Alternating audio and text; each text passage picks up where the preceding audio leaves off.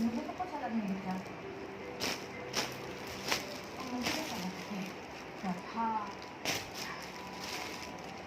वही ना, आपने कभी पहले क्यों नहीं बताया? और फिर बताने में क्या बात है? मुझे खुद नहीं पता है। मुझे बिल्कुल नहीं पता। मैंने भी कभी नोटिस नहीं किया। और आपने मेरे सामने भी गलतियाँ की मुझे कॉलेज को लेकर गए।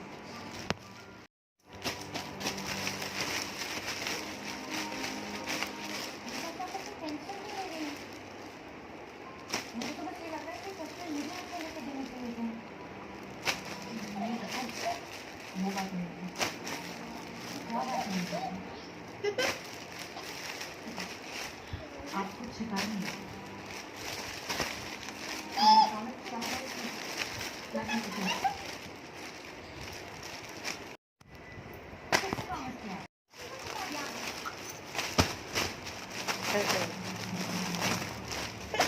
मुझे भी नहीं।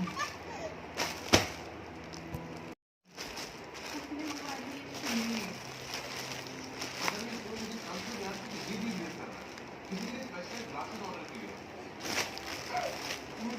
मुझे ऑलरेडी दी है सोल्यूशन करने के लिए।